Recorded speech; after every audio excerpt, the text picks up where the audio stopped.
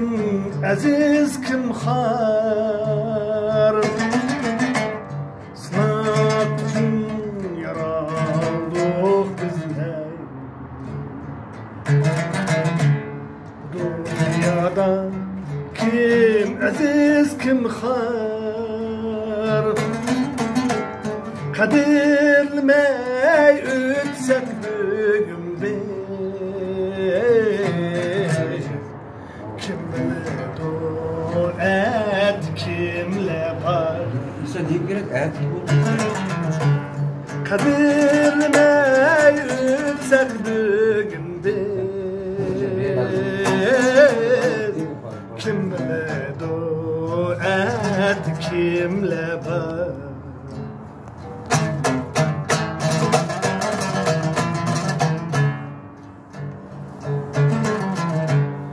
Can amanet bizlerin emen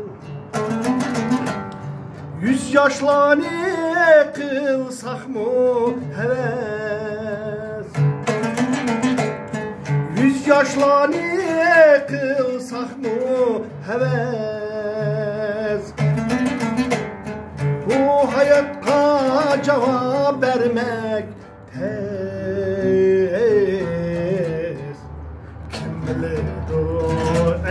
et kimle var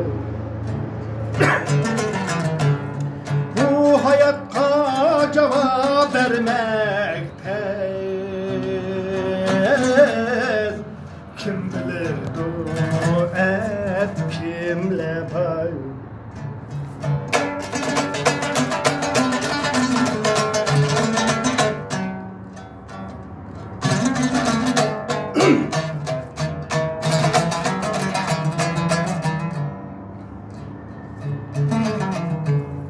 Dünyanı sorgan mı ketti Dünyadan toygan mı ketti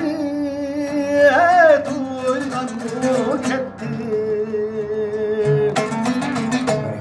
Dünyanı